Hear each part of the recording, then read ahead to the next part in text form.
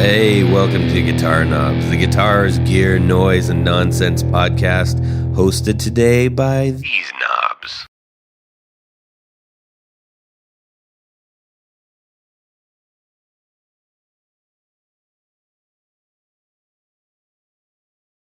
Tony Dudzik, Pick Guardian. John Jared's Esterly. not here, but who is? John Esterly, Rare Buzz Effects. All right, John Esterly is joining us. Hey, this is everybody. This is not everybody. This is Todd. This is me. This is Todd from the Guitar Knobs, which you are listening to. We've had a technical day so far. Everybody, welcome. We're so thrilled that you are listening to our show, and we're glad to be putting it on for you. We're going to have a real good one, I promise. We've got somebody from the southern area of our country, specifically who and Texas. where?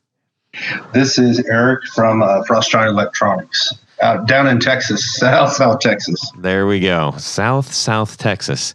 Down there by Hank. And who's that? He wishes. No, I'm actually about 2 hours from Mexico. I'm out in Corpus Christi. Oh, right on. Well, welcome to the show, Eric from Frost Giant Electronics. You have been highly requested on the show, so you better own up to it.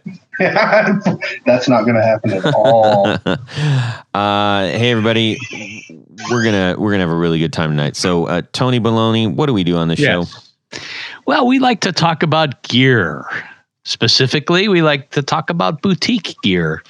Even more specifically, we like to talk to the builders and the movers and the shakers in the boutique gear industry.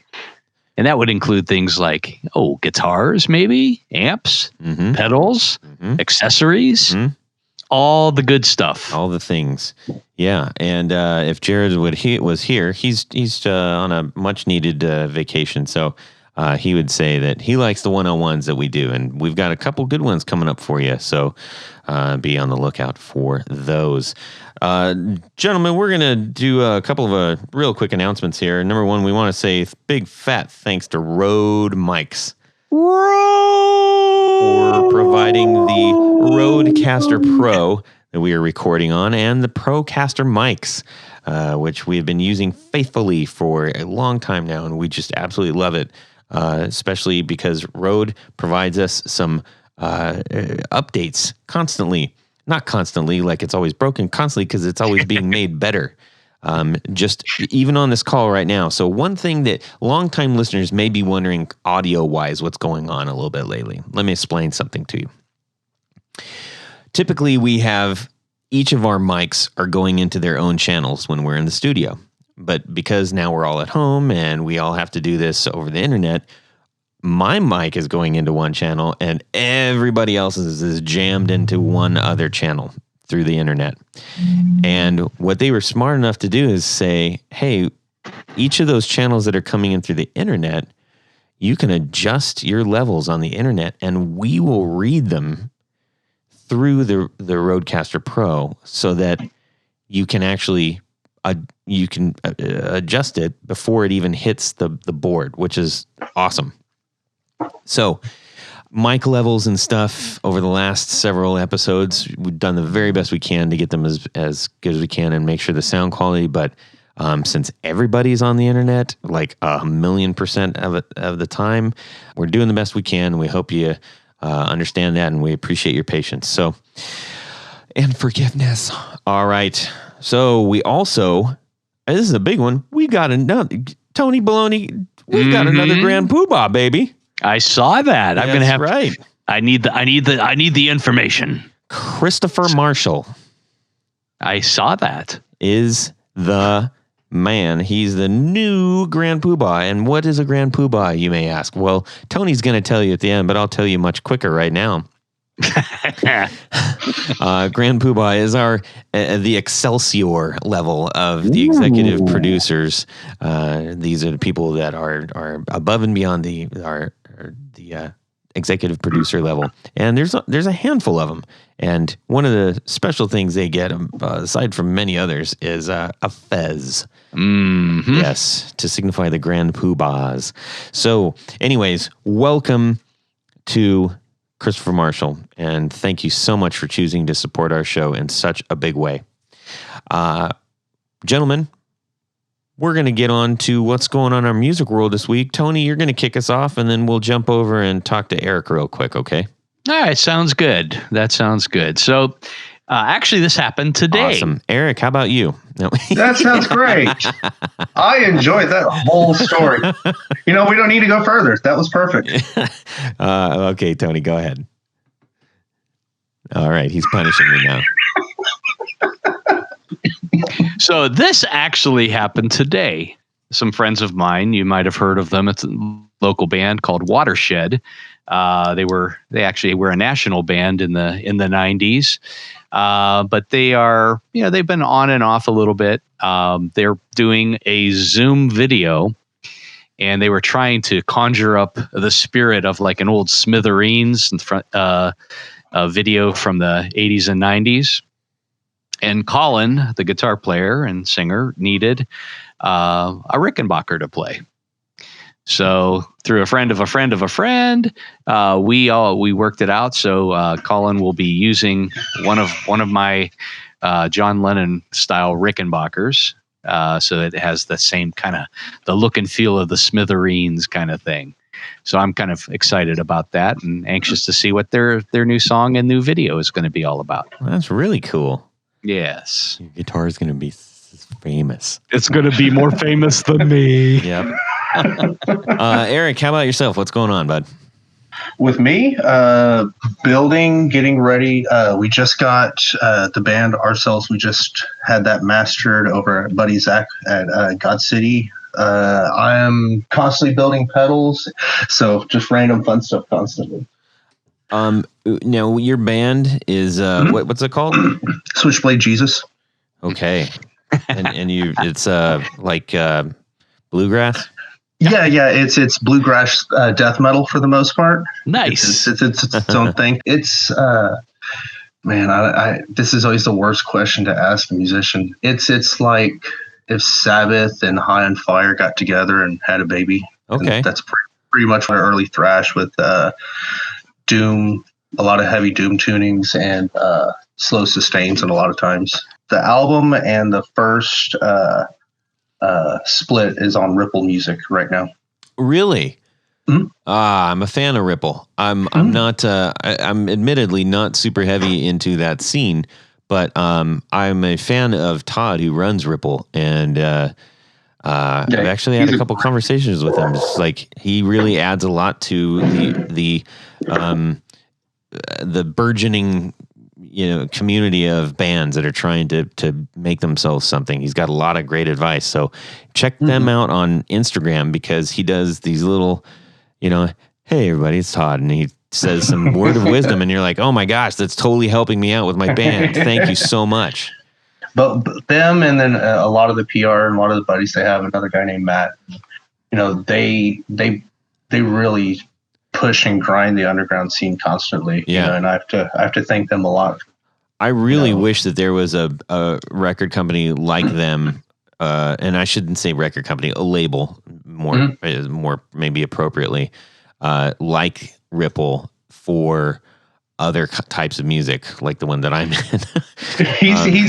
He's actually started making a couple of sub labels to accommodate different styles. I gotta get a hold of him then, because I think he's got two different ones. Like I know he wanted to do some kind of psychedelic surf rock, and then like garage bands and all that, and then I think he's got a heavier one too. There's a heavier one.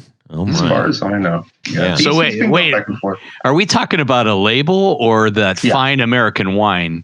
Well, it depends on what time of night it is and how drunk we are.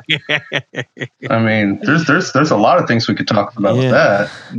But the label for this time. Okay. Yes. Yeah. Fair enough.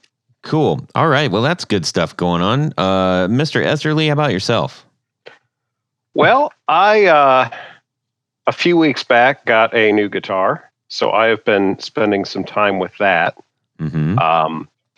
Actually, over the course of 2 months, I've gotten 2 new guitars from the same company. And I got a bass and then a T style it's got a humbucker in the neck position and then just your standard Telecaster pickup in the bridge position. Uh-huh. But the latter, the Hello Kitty, are you going to share it with us? What's going on? Well, it's a company called Glary, and they are a Chinese importer. They are here in the States, but the guitars are Chinese built.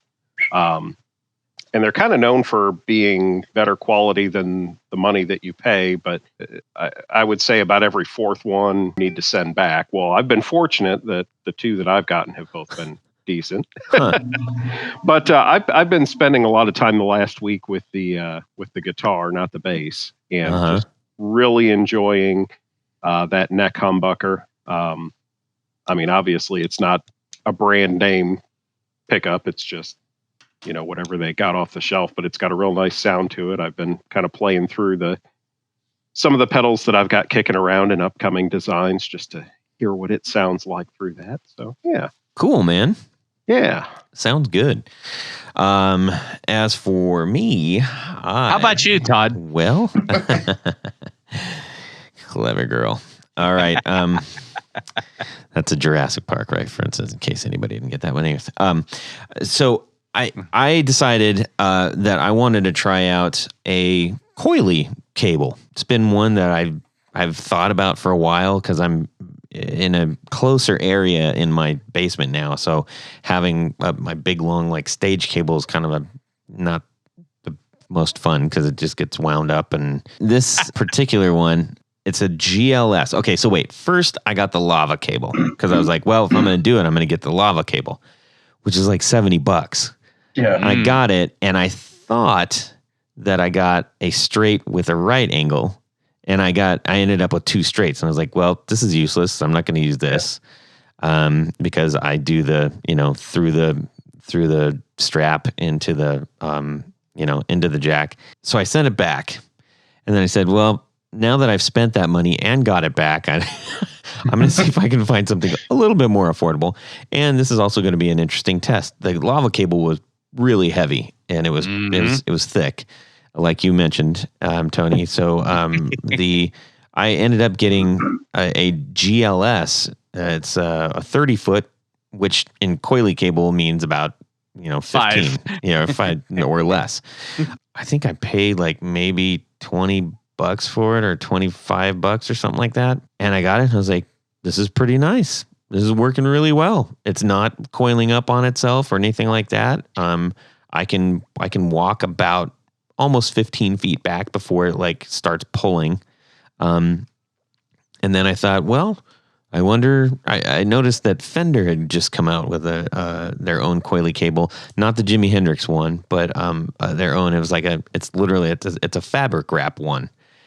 So that was $45, and I was like, well, okay, so I've got a 70, I've got a 25 and 30, and then I'm trying out a 45.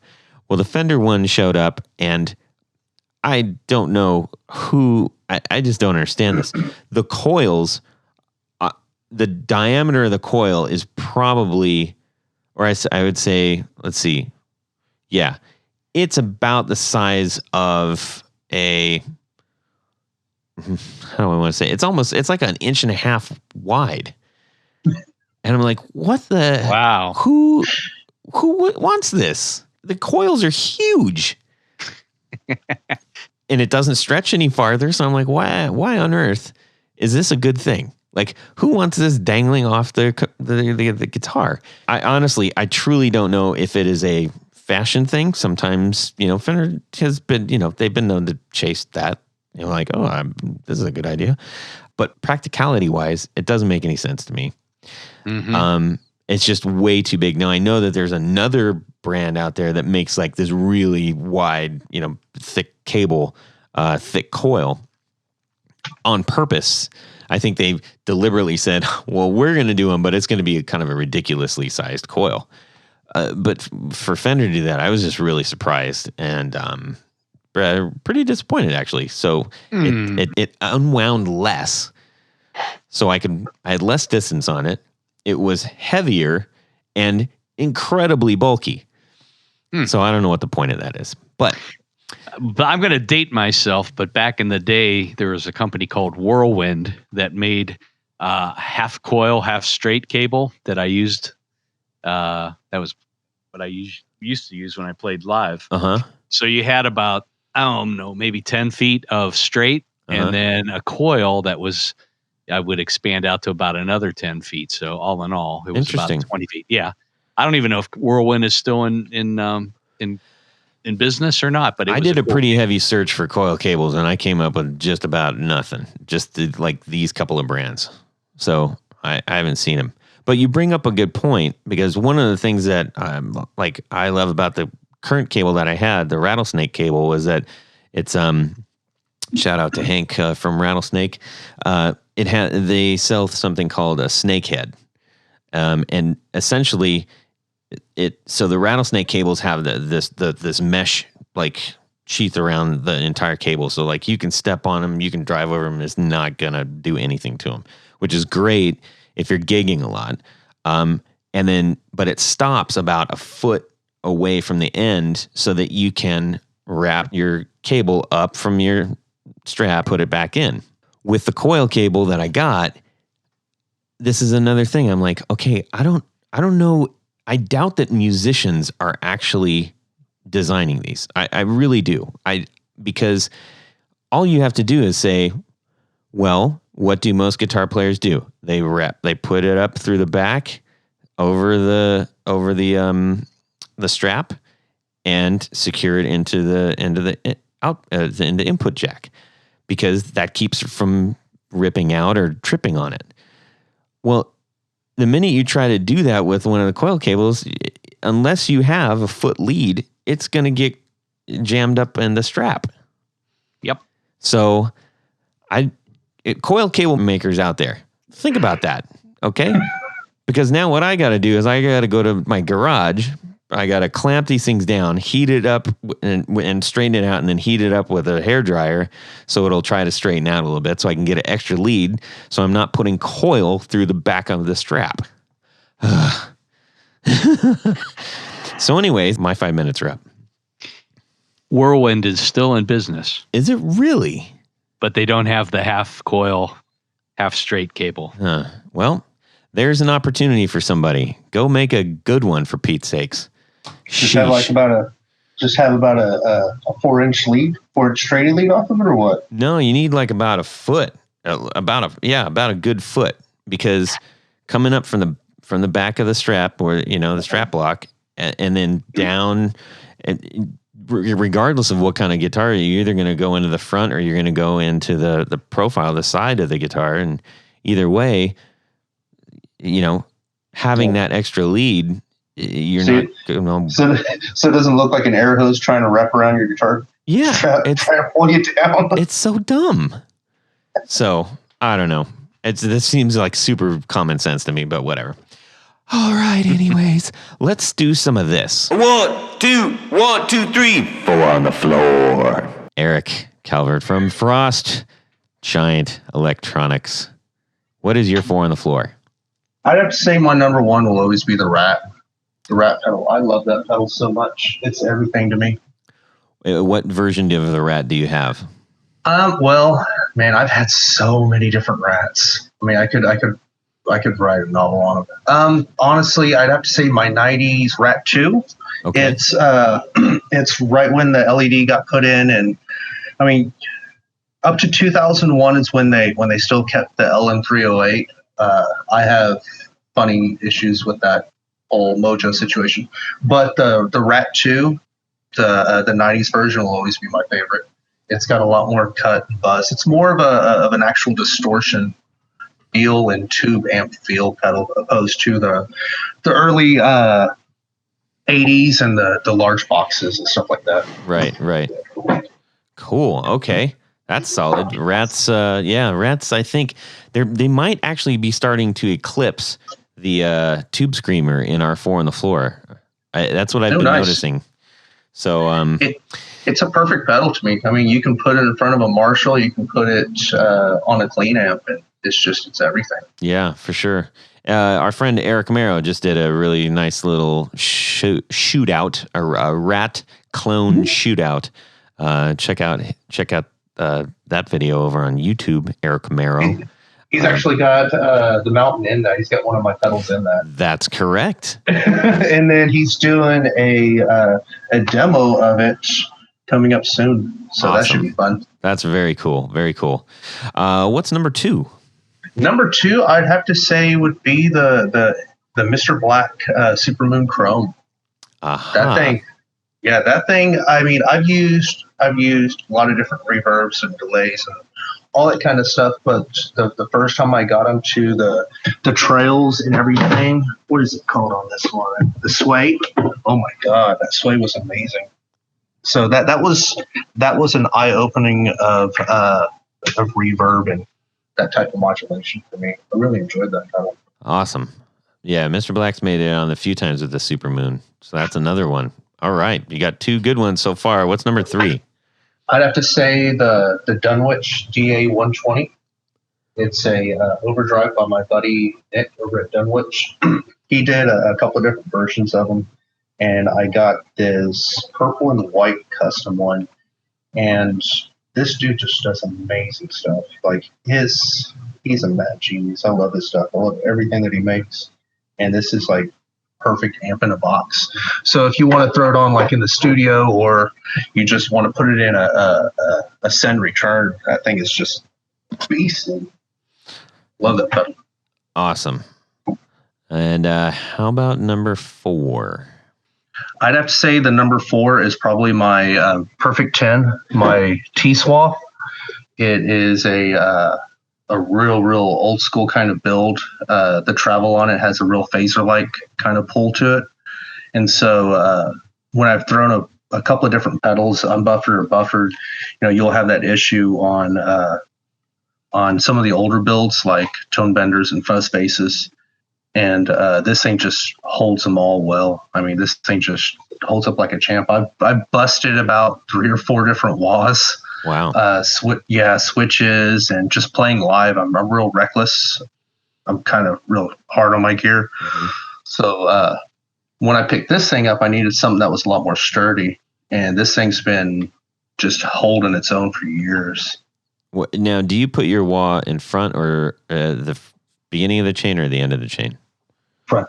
Okay. I always put it in the front because I'm not trying to change the curve of my distortion pedals. I'm trying to change that curve before it hits it. Gotcha. All right, man. Well, that's pretty solid. Very good ones. Well done. You get a star. Yay! So, hey, we want to say a big old shout out to John Fiddle, recording engineer extraordinaire, producer, and guitar man himself. And all around nice guy. And all around nice guy. He's a sweetheart and a gentleman. But most importantly, he really understands guitar tone. And if you are in need of some recording action and or just want to get a great opinion on like, hey, how can you handle this?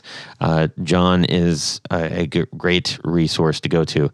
His studio is located in Columbus here, but he does travel all over the country recording at different areas. So we just want to give a shout out to him, johnfintel.com, JONFINTEL, and he's at Relay Recording. He just did our album, The Valentinos, and I could not be more thrilled with the guitar tone that he got for me. And by that, I mean that he got me the one that I wanted, not the one that he wanted. I think that's important to note because if you listen to all the albums that he's recorded, they all sound different, but they sound amazing for each of their own bands. And I think that's really important. He helped me find my studio voice with the guitar, and I'm very, very grateful for that. Thanks, big man. All right, let's talk to Eric Calvert from Frost Giant Electronics, maker of some pretty impressive fuzzes and other types of things, not just fuzz.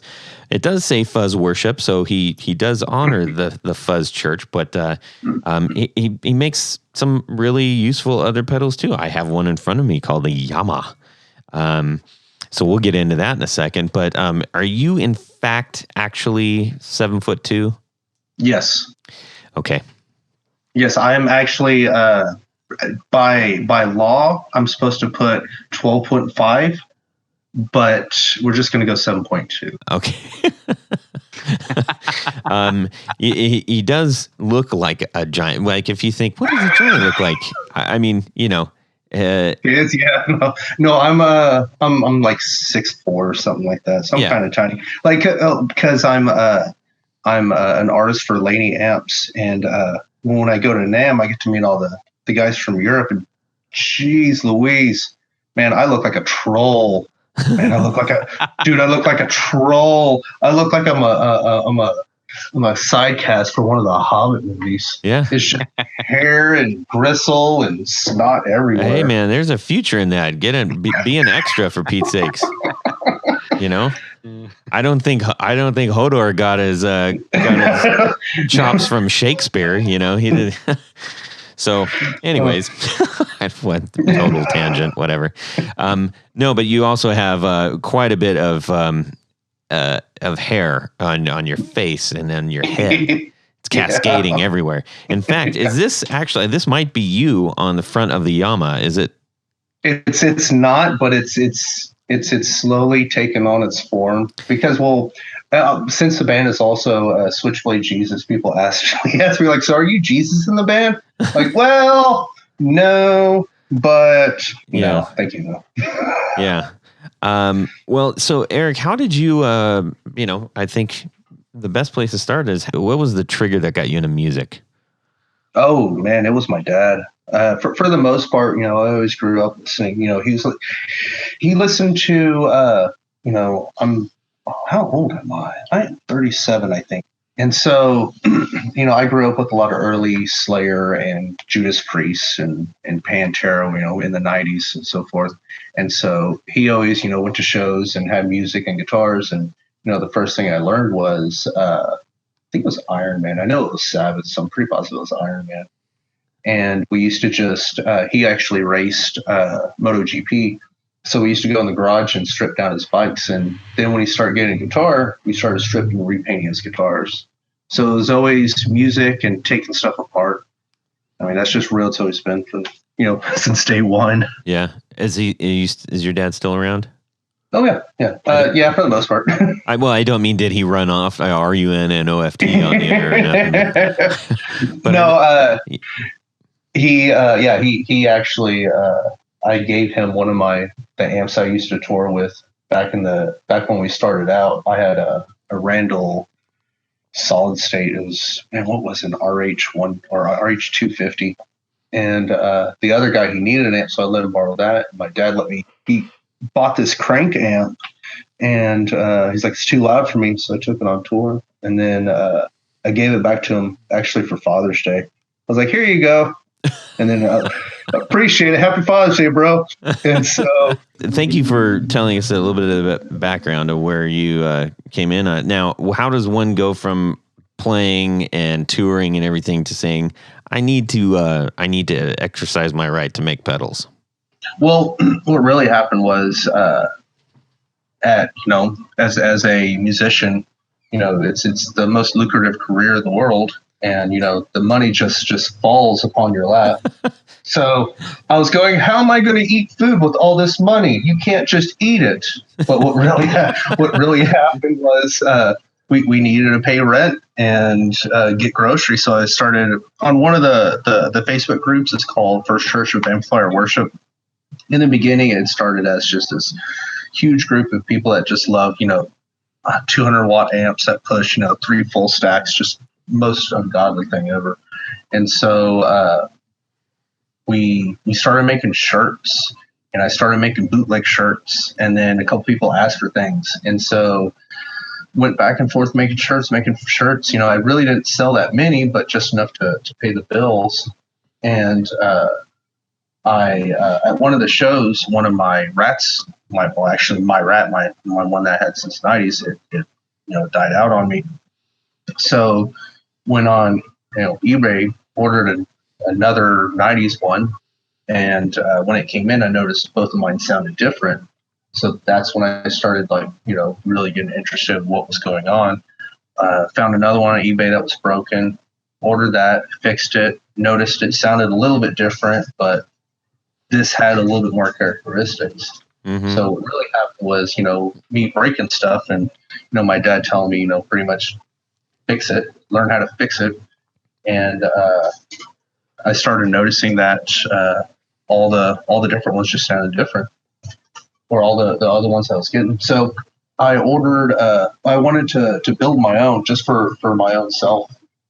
And I ordered from Mammoth some cases, and they sent me the wrong drill pattern. So I was like, hey guys, you sent me the wrong one.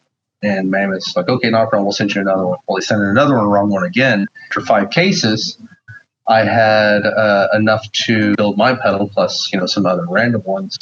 Mm-hmm. So I built a couple of mountains and put them on Facebook, and they sold. Just kind of took off from there, honestly. And then I wanted a Slowmatics. I love them to death. And then just really quick, Eric, why did you call it the Mountain? So that is your essentially your rat, your version of a rat. Because in our split, I used the prototype for the song "Heavy as the Mountain." Oh, okay. And that's where that came in. Cool. Yeah, so I used the prototype for that last track to see how it recorded. It recorded good. I liked it, and so it became the Mountain because of that track right there.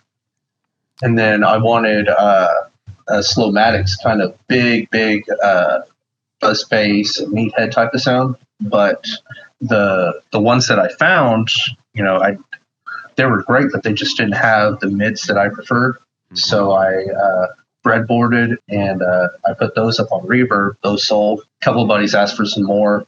I made one for a bassist. Bassist really started enjoying it because they heard his tone. It just kind of snowballed from that. All right. So out of necessity comes a lot of stuff. So that sounds like you just started going like, hey, if I at bare minimum just do what I need, maybe this can go somewhere.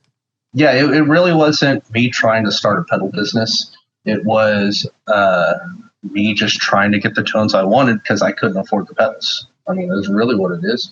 Yeah. When you're a musician getting thousands and thousands of dollars every day, playing at your local bars, you can't really afford some of the high end gear. And a lot of the it's weird because my high end gear is not the same as other people's. My high end gear is like, super benders and, old fuzz basses and buzz arounds and, all those vintage color sound. And, that's what I love. But those things are like $500. Yeah. Like I can buy an amp for that. Yeah. In some cases. Yeah. So instead of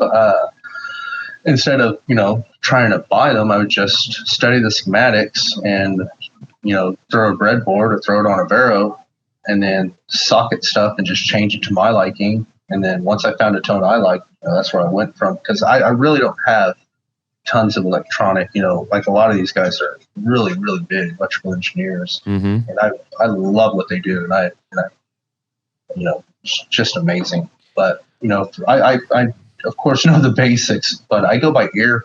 I go by changing stuff up and listening to it, giving it to our bassist and having him run through it, right? Feedback, so forth. And it seems to work for me.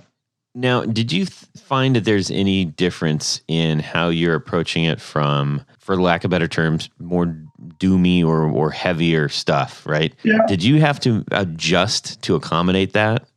Yeah. I mean, you have to, the amount of bass, treble, and all that kind of stuff that goes into the build, and how you have your bias type of transit. I mean, a lot of that factor comes into it because a lot of these guys play on the neck, and their tone's already thick and muddy, so you have to compensate for that and make it a little bit more sharper of a drive, or give them the option where they can make it sharper with a focus knob, or or a high cut or bass cut, whatever, to get him in those fields. That's why the Mountain has 3 silicon settings or 3 diode settings and distortion and overdrive.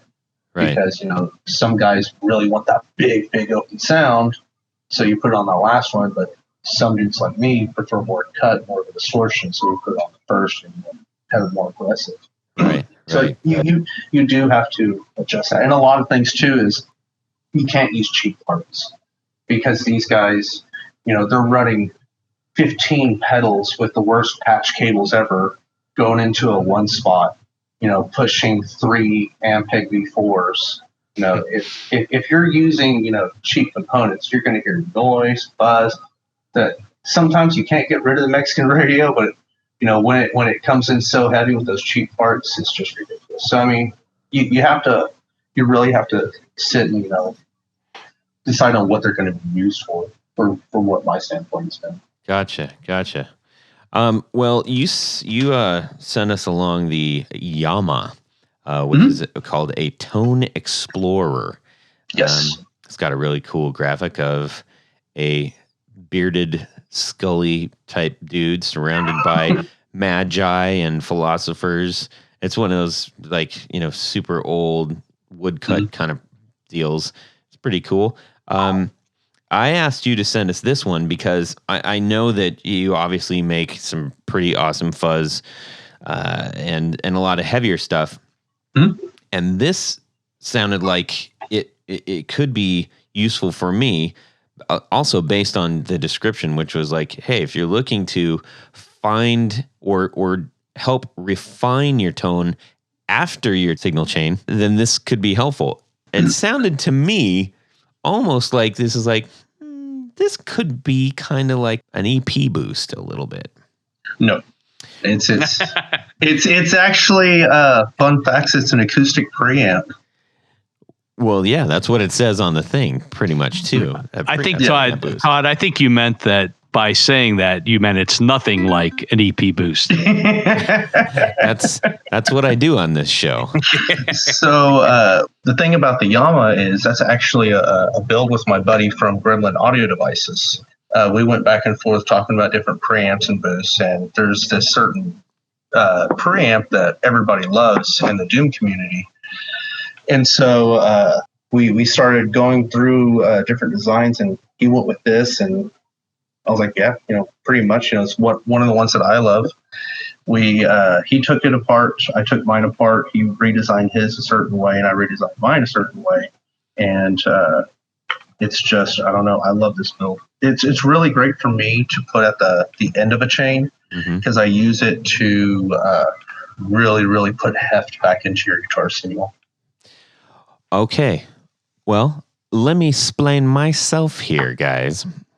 All of you naysayers, Tony Baloney. That's me. Yeah. So based on what you said just now, and based on what it says on your website, which is what caught my interest, I run an EP boost after my drive chain. Okay. And I do that to give it the thing that the EP does is like this, a sparkle and a little bit more, heft, I guess you could say. Yeah. So I put the Yama after all of that. So it would technically come after the EP, and I toggled them back and forth, and they were doing almost the same thing, except this I found I had more control over how much, sparkle I wanted on it via the tone knob. And that's one thing that the EP doesn't do. And the more I listened to it, the more I was thinking like this EP is kind of like it's almost like rolling the tone off too much. It's like a little on the muddy side. Like if I'm trying to get some articulation on my E string, right? Like if I'm digging into it, I don't want it to go like, This helped maintain that articulation on the low strings and kept the sparkle on where I wanted it. I could, obviously change that because that's what the tone knob is for. So it was really interesting because it was doing what I wanted it to do, even though I don't necessarily know that it was designed to do that, but it was going toe to toe with the EP boost, and in many cases, I felt that it was winning out. Oh, nice thinking. So yeah, that's why I always when people ask about it, that's why I tell them to put the Yama at the end of the chain and Yomi, which is the treble booster in a way, at the front of the chain, because the Yama is really going to shape everything that comes after that and really give you that sparkle and heft. That you're trying to get back. Because when you start putting a bunch of digital and analog pedals on the same board, you're going to lose that signal near the end of it. Yeah. Well, and the other thing that I don't know if I figured this out or anything, but it occurred to me is that what I felt like I was losing with some of the overdrives I was running, it was like it felt a little bit more open and a little bit more raw, not overly controlled or round or like smoothed out too much or like almost compressed sounding. And that's what the EP boost started to give me a little bit of that. It started to kind of take away some of that rippy Terry kind of stuff that you can't really manufacture. That was just a product of going through like a stacked overdrive. And but then when I hit this, it was maintaining it. So I was really happy with the result of that. So Tony. Yeah, but what does that mean? Anyways, well, because I should have figured because you are using the EP booster incorrectly, anyhow. That's because it didn't sound good it didn't sound as good in front. It's I'm just saying, man. What amp are you using? I'm using Supro Black Magic. Oh, wow, that thing should sound amazing up front then. Wow, that's weird. Well, it's not that it didn't sound good. It just sounded, I felt like it sounded better after my drives.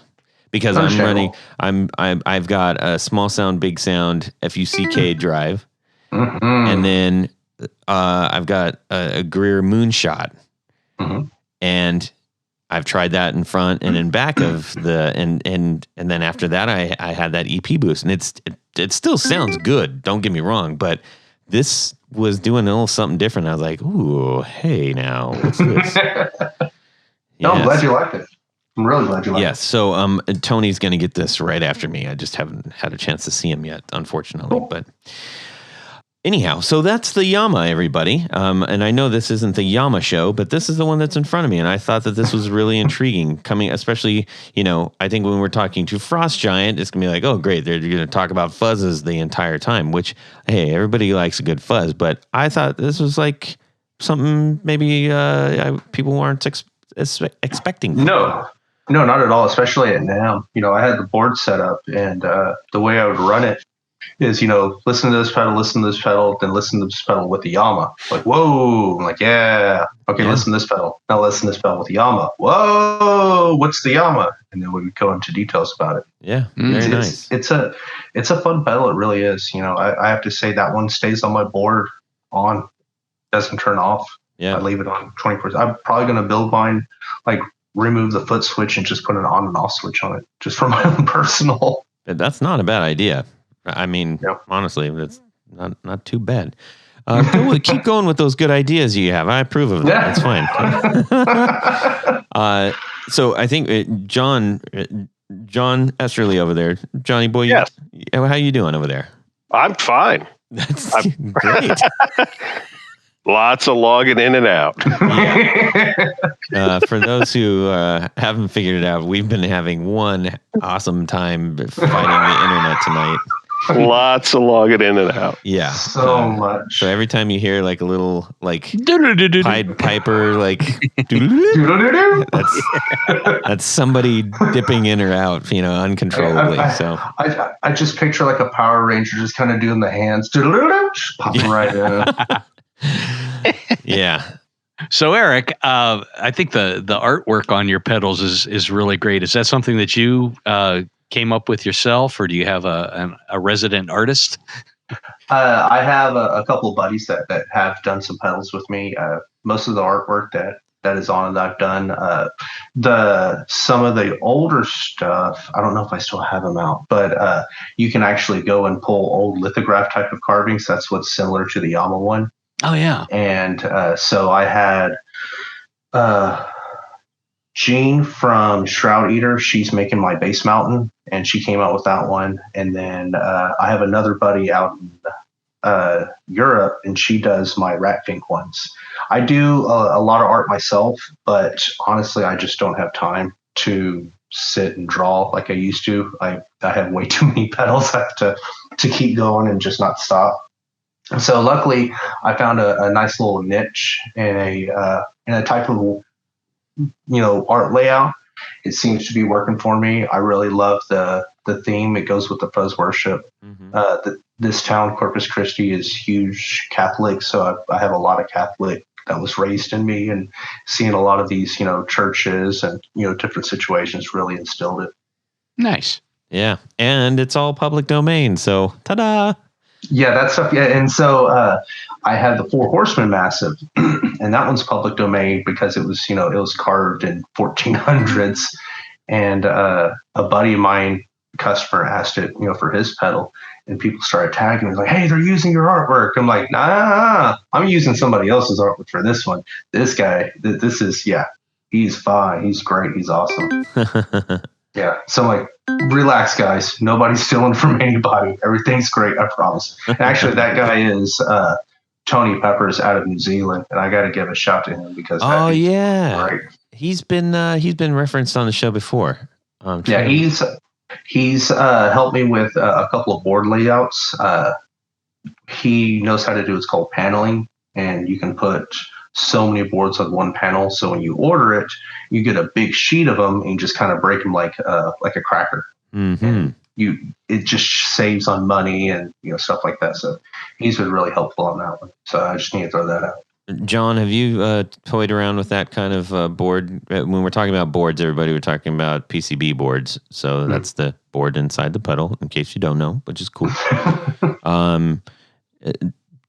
John, have you messed around with that type of PCB?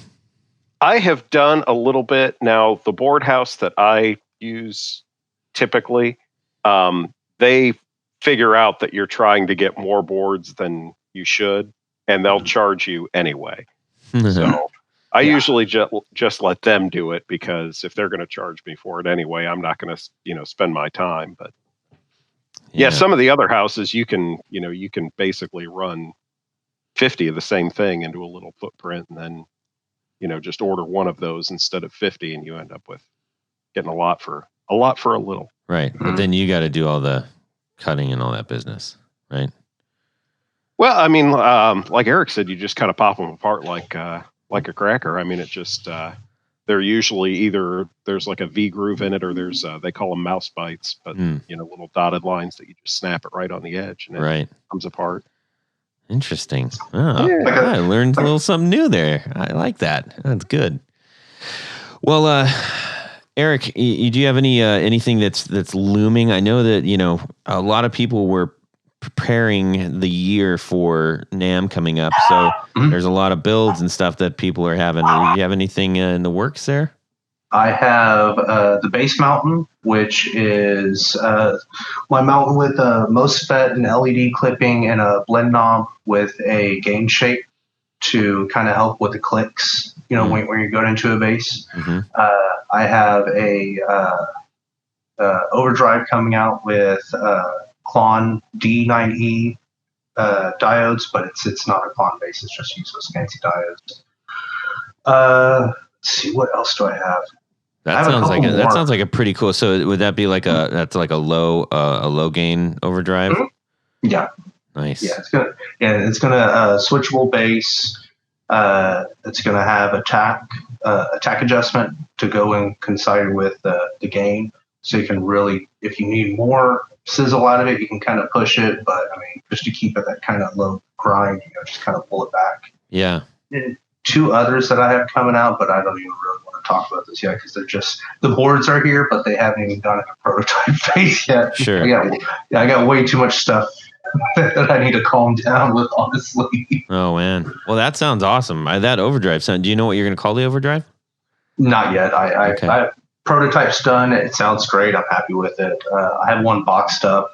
I wanted to take it on the road, but can't really take it on the road right now. And so I'm going to run it through my bassist and have him do it, because a lot of bassists use my pedals. So I just want to make sure that everybody's has a chance. If it how it sounds different. I can tell people works good or if it doesn't. And so hopefully I'll have that one ready by Halloween. That's what I'm going for. Cool. So, yeah, I need to get the bass mountain out first. Right on. All right, Eric, thank you so much for sharing all about your pedal thing that you do, your company, your fuzz-worshipping Frost Giant Electronics pedals. We are going to dip in a little thing called Would You Rather. Tony, would you care to... In memory of Jared, who's still very much alive. Do I need to burn a candle? Yes, let's burn some candles, maybe a little incense. Yeah. Would you rather? Okay, this week's Would You Rather. Sound like Marmaduke. Jeez. Okay, do it to it. Todd, you're going to love this one. Good. I know you're going to love it. I'm going to hate it. No, you're going to love it. Okay. So this week's Would You Rather, many of you may have heard that the Kurt Cobain 59 Martin D18E broke the all-time record for a celebrity-owned and played guitar at auction. Mm-hmm. I know who bought it. Yes, that's why it comes full circle. So it's just sold for a shade over $6 million. It's ridiculous. Is that where Jared is? Yeah, Jared is going to pick it up right now. Yeah. He's hoped that there would be two of them. Yeah, that's his MO. So anyhow, for those who may or may not know, Kurt Cobain was in a band called Nirvana. There was a series on MTV back when they used to have music programming called MTV Live, and Nirvana played some acoustic versions of things, some cover tunes. And so this guitar, it was Martin's take on installing a pickup into an acoustic guitar. So obviously Kurt was a lefty, so it made it even a little more rare. So Todd, do you want to announce who the proud owner of this guitar is now? Yes. So Peter Freeman, the founder of Rode Mics, actually bought it. Rode. Really? Yes. Yeah, he's a pretty young dude too. I mean, not like 20 or anything like that, but he's not like, some old guy, Yeah, he bought it. How about that? That's pretty spectacular. So hopefully he does some good with that. I think he'd already announced some of the things that he's going to do. So we'll keep our eyes and ears open. Yeah. So that's the first half of the Would You Rather. So prior to this sale of over $6 million, the top three celebrity-owned and played guitars were the David Gilmour Black Strat, which sold for about $3.95 million. The Jimi Hendrix 68 Strat, which sold for about $2 million. And the Peter Green / Gary Moore owned 59 Les Paul Standard, which also sold for $2 million. Mm-hmm. So the Would You Rather is... Kurt Hammond owns that now. Yes. So the Would You Rather is, would you rather have Kurt Cobain's 59 Martin D18 or all three of the other guitars, the David Gilmour Black Strat? How is this even a contest? There might be a Nirvana fan out there that says, I've got to have Kurt's guitar. Yes. But you just say, all you said was Gilmour, and that already that won it all right there for me. Yeah. Well, it is interesting. The all three thing is, I mean, that's kind of the easy way to say yes, please. Okay, let's start off with John Esterly. John, what are you going to do? I think I'm going to choose what I would assume to be the obvious choice there, and that's the other three. We had this discussion at work, actually, right after the guitar sold. And even though that was a a pretty important moment in music. I think anybody would agree. Whether you're a Nirvana fan or not, I think the Unplugged performance really kind of changed the way that music is presented. And certainly a very, very important guitar, but $6 million is an absolutely absurd amount of money for that. So I think given the choice of that one guitar, which, to be fair, is kind of an odd duck versus the other three, which are all in their own right very legendary guitars, and I think a little bit more, I don't know, more traditionally thought of as quite valuable or quite important. I think that'd be the choice. That's acceptable. Your reasoning is sound. Yeah. All right. We'll go with that. Yeah. Eric, what do you think? We'll let the children bicker. I have to go with the 3 just because the Gilmore itself, like that guitar is. I mean, I agree that that Unplugged was one of the most. I don't think MTV could have ever topped that airing, because that Nirvana Unplugged was just just perfect. But I'm going with those other 3 just because of the Gilmore. Like that thing has so much history to it itself. It's more what's been played on that guitar for me. Yeah, Because, I mean, it's not bad for a parts caster. Yeah, it's not bad for a parts caster. I mean, you just throw them together, held together for a couple of years with some duct tape and a couple of random drilled holes. I mean, it's okay. I mean, I guess who's that? What's that other guy? Eddie Van something. He did something with the parts caster, right? Exactly. Yes. Didn't he do something? I'm pretty sure he did. I'm pretty sure he did. I don't know if that was Fernandez. It might have been. That might have been a custom. Who knows? Originally was a Kramer. It was Kramer, right? Yep. Well, from what I always understood, he always hung out over at Grover's repair shop. Oh yeah. And he just started I don't want to say stealing stuff, but kind of like just stealing stuff. And then I think that neck was a Kramer. I think it was kind of, hey, look, you don't need that. I'm going to take that. I'm going to take the pickup from a ES 355, and hey, look, I'm a god. Pretty much. Nice. That's nice. Tony? Todd, I'm going to go against the grain, and I'm taking Kurt's Martin D18E. Okay. That's because I want it. I mean, I think it would be. I mean, I remember watching that on MTV live, and plus I could get to hang out with Peter Friedman, owner of Rode. Yeah, that's true. You'd be picking it up from him. Okay, now Todd, I am going to remind you that 2 of these other guitars are indeed Stratocasters. Yes, I understand that. So, what is your choice? This is going to be my response to the Kurt Cobain guitar.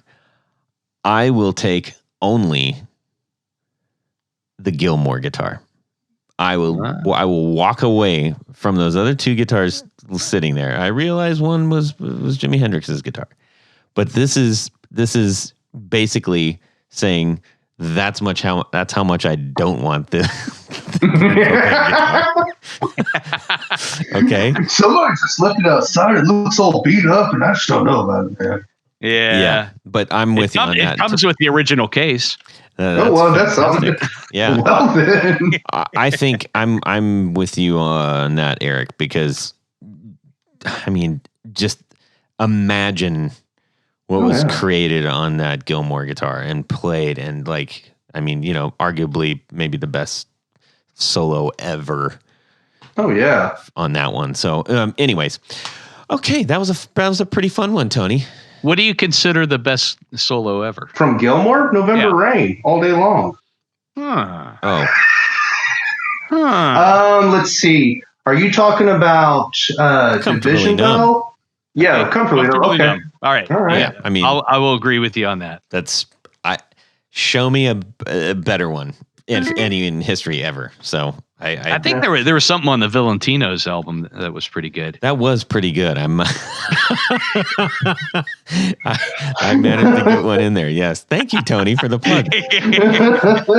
All right. Hey, everybody. We need to thank a few people here. As John Esterly continues to fight the internet. And there he is. We have two guests now. Goodness sakes. All right, Tony. Yes. We got some people to thank, like I just said. So we got a lot of them. So let's get to it and get to it before the system crashes. That's correct, Mundo. That's what I'm going to do. So at this point of the show, well, I'm doing double duty today. I had to do the Would You Rather and this very special segment. Mm-hmm. We like to thank a very special group of people, our executive producers. Now, somebody out there, John, Eric, maybe, they might be wondering, what is an executive producer? I don't think John knows. Tony, what's an executive producer? Oh, it's a very special group of people who participate in Patreon. If you go over to patreon.com/the Guitar Knobs, you can see a couple of different levels in which you can participate. And each level comes with some really great rewards. Things like, barefoot buttons and stickers and keychains and t-shirts. And there's so many things. It just boggles my mind. Mm-hmm. But when you get up to the executive producer level, there is, in addition to all that great stuff, there's a very special thing that happens. Mm-hmm. Jared, what is that? You get to have your name read on the thing. Your name read on the thing. Ooh. And that's what I'm going to do right now. So we have a new executive producer, Mr. Richard Kendall. Welcome aboard. Yes. Steve Keys, Adam Johnson, James Pennington, Liam Martin, Matt Hart, James White, Brett Alexander, Justin Jones, Doug Gann, Tim Novak, John Esterly. Is that somebody? That name sounds awfully familiar. Chris Heidel, Brad Partridge, Tyler Bray, John Anglin, Anthony Lanthrop, Johnny Knowles, Stefan Lamb, Michael Senchuk, Brian Robison, Ken Sayers, Michael Van Zant, Doug Christ, Darren Gregory, Chris Carney, John Daly, Martin Cliff, and Tom Barazin. Oh, yeah. But wait. Uh-huh. Don't think you're getting away easy. Not today. Because you may have remembered Tony. From the beginning of this episode, Todd alluded to something special that happened. Yes. We let's just talk about Grand Poobahs for just a second. So, a division of our executive producers, the upper echelon, if you will, we call them our Grand Poobahs. And they get to wear a very special fez as being part of the Guitar Knob family and a member of the Grand Poobah clan. So, let's start with our newest. Among a whole bunch of other stuff. Really, that's the extra tier. That's the Excelsior tier of rewards. You used the word Excelsior twice today. I like it. That's a $10 word. There's your new pedal name there, Eric. Excelsior! Seriously, I expect to see it on there. So let's welcome aboard our newest friend and bestest buddy and Grand Poobah, Mr. Christopher Marshall. Welcome. Welcome aboard. Right on. You are joined by some other great folks, namely Mark Garton, Tommy Manasco, Sean S. Cody Foster, Cody Lane, David Kaminga, Corey Nigro, Jonathan Jerusek, and that's all. All right. Thank you so much to all of those fantastic supporters. We truly appreciate everything that you are doing for us, and hope that you appreciate everything that we do for you and all of our other listeners. It means a lot to us, this back and forth of generosity and giving and support. So muchas gracias. Indeed. All right. We need to find out a couple more things here. So, Eric, where can people find and buy your stuff? My main website is buzzworship.com, but I have a good support of dealers from Cosonic, and then Empire Guitars, Boston Guitar, Accent You Shall Receive out of Canada. If anybody's above, above the U.S. line, trying to find something not have to worry about shipping too bad. Reverb's a great, a lot of my dealers, will post there, but easiest way is just to follow me on Instagram. I post all my customs and one-offs there as well. And when I update the website, and so I usually try to keep that current. So if anybody's looking for anything, or if anybody has any questions, just find me on Instagram or send me an email through buzzworship.com. Aha. Excellent. Thank you so much for that. Excelsior. Yeah. Exactly. Let's see here. John Esterly, where can people find you? You can find me at www.rarebuzzer.com, BUZZER, and at rarebuzzer on all the social medias. Awesome. Thank you, John. Thank you.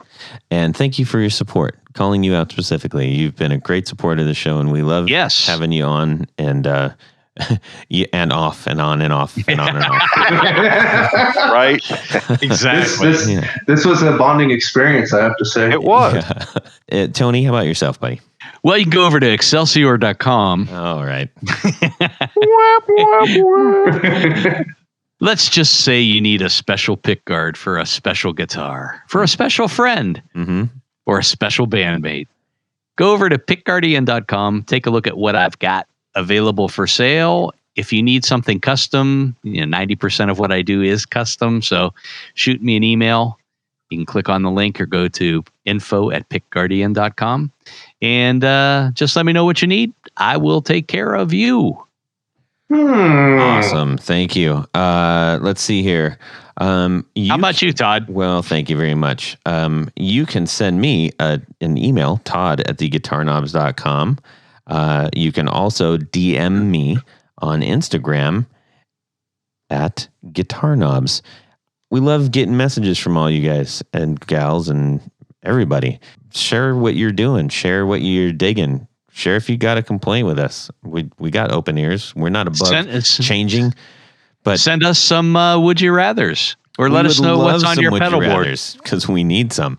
What was wrong with today? I only had one dart left. I had to use it. Hold on to that one. Anyways, we really appreciate everybody, and thank you so much for listening.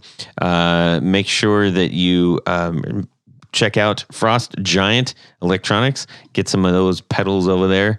Be on the lookout for his new stuff. Thank you so much, Eric, for hanging in there with us. We had a great time talking with you. Oh, no, so much. I really appreciate you guys, jumping in and out of this chat with me for a few hours. I'm pretty sure it wasn't the most smoothest interview y'all done, but I appreciate, sticking it out there, and thank y'all for having me on here. It was a blast. Hopefully I didn't sound too much like a fool. No, you sounded great. Good job. Nice job. I know that there's a lot of people that are waiting to hear from you, so we appreciate it. All right, everybody. Have a fantastic guitar week and subscribe. Yes. Should you use the actual words blah, blah, blah in the description? Oh, I'm going to have to plug this one in too. Oof. We're going to go into our next segment. Screw Frost Giant. Screw everything about them. And I can understand that. Why don't you clap and then we'll go to the next segment. Would you switch it for me, sweetheart? No. Todd, instead of that, just clap and we'll go on to the next segment. Oh, boy. Well, all right. Bye, Jared. Okay, Tony? Yes?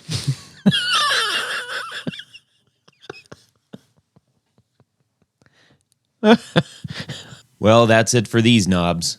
Please visit our Patreon page at patreon.com/theguitarknobs. Visit our website at theguitarknobs.com for all of our past episodes, 4 on the Floor blog, and other good stuff. You can connect with us on social too at our Facebook page and share your gear and stories on our Facebook group. Also, be sure to check out our Instagram at Guitar Knobs.